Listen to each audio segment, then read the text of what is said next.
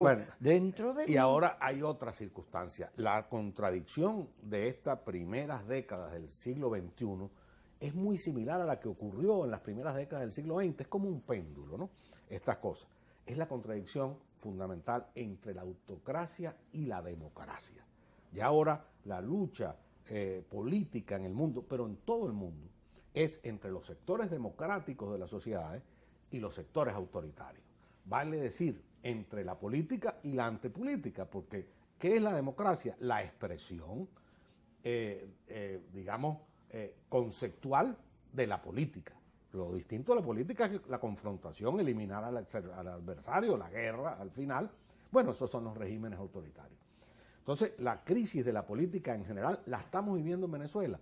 No se trata en Venezuela, por ejemplo, de que lo que está ocurriendo hoy es consecuencia de que la democracia no ha funcionado. No, esto llegó porque la democracia entró en una crisis antes. Lo que ha ocurrido en los 23 años de gobierno del chavismo en el poder, sin alternancia, que es uno de los factores fundamentales de la democracia, ha sido la erosión, la definitiva descomposición del régimen democrático que ya venía en problemas. Eso que llamó Germán Carrera Damas la democracia centralizada de partidos.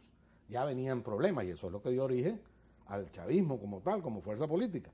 Desde entonces lo que ha hecho es erosionarse. Y el ciudadano ha llegado a pensar que la única solución posible en una situación de autoritarismo en el concepto conceptual es otro autoritarismo, de signo contrario. Y no es Así verdad. es. La única solución posible de la sociedad venezolana es la redemocratización de la sociedad, porque la democracia es el único régimen político que permite, como decía Alfonsín en una frase bellísima de Raúl Alfonsín, el expresidente argentino, ya fallecido, en democracia se come, en democracia se educa y en democracia se sana, porque la democracia termina siendo, como tiene que ser validada en las urnas por el pueblo, por la población, termina siendo mucho más atenta a las necesidades reales de la sociedad que los regímenes autoritarios, que no les importa nada. La indolencia del gobierno actual no tiene nombre frente al padecimiento del país. Solo saben mantenerse en el poder, no son capaces ni de mantener funcionando los semáforos del país.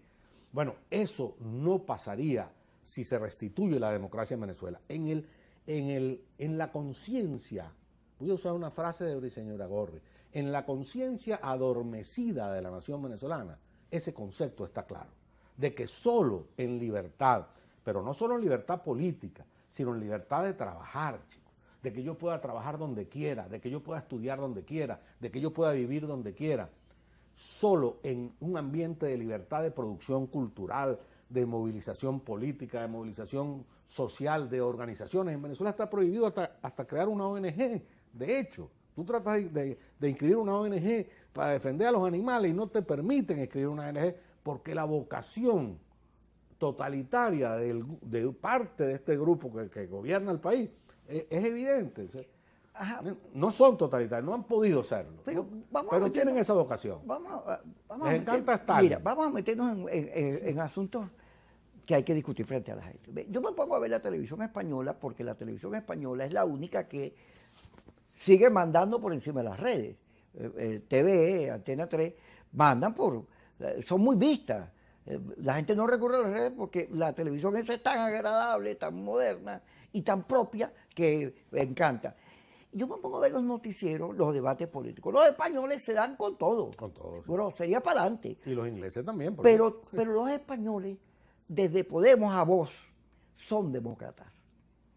Tú, no, que son comunistas. No. Cuando tú los ves hablando sobre los temas, siempre la argumentación es que la gente decida, vamos a ver qué piensa la gente, defienden sectores, etc. Hay una democracia en España, oye, plena, sabrosa, que nosotros deberíamos copiar. Porque aquí el problema es que la democracia no solo dejó representar a la mayoría, no solo dejó de expresar debates, sino que cayó en la confrontación y allí cayó en el odio de clase y en los discursos de eso.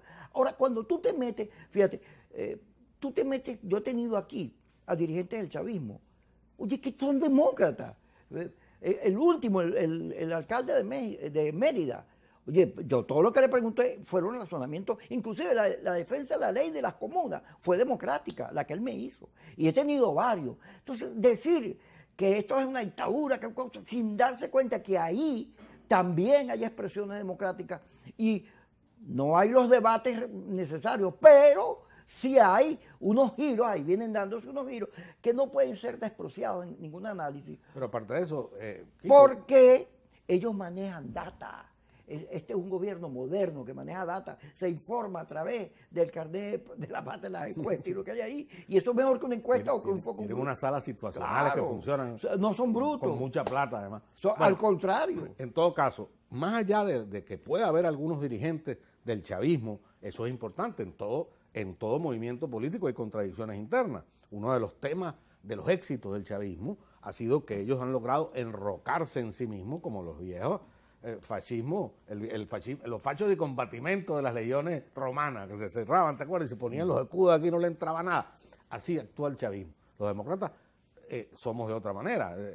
Las discusiones se hacen abiertas y tal. Pero independientemente de lo que pase en el núcleo dirigente del chavismo, incluso bajando sus niveles hasta niveles regionales, pensemos en el pueblo chavista, porque es que el chavismo, el chavismo no fue una invasión extraterrestre, ¿entiendes? Eran adecos y copellanos. Éramos nosotros, los venezolanos.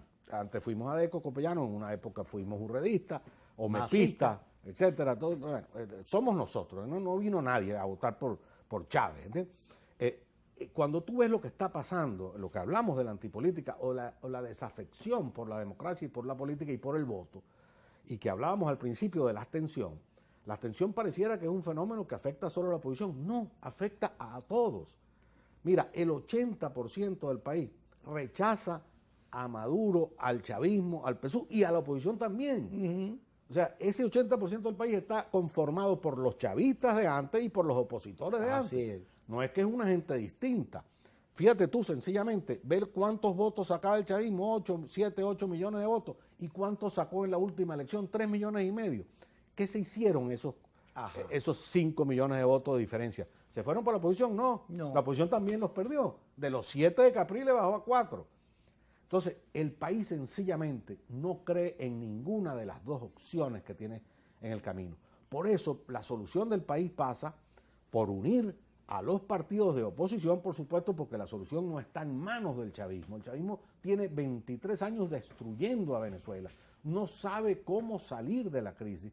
La gobernabilidad es mínima. ¿Qué gobernabilidad puede haber en un país que no tiene ni siquiera acceso a los organismos multilaterales de crédito, ni a la comunidad financiera internacional, ni que está perdiendo territorio incluso en manos de bandas criminales? La situación es muy grave al interior de Venezuela. Cuando se habla del arco minero, se dice, ese es el sur, eso es allá abajo. Eso es casi la mitad del territorio nacional, donde el Estado nacional, valga la redundancia, el Estado nacional prácticamente se ha ido retirando. Eso ha quedado en manos de cualquiera. Bueno, esa gravedad de problemas solo tiene posibilidad de salirse si ese 80% de venezolanos se convierte en una mayoría política, y volvemos a la política, en una mayoría política capaz de cambiar la situación.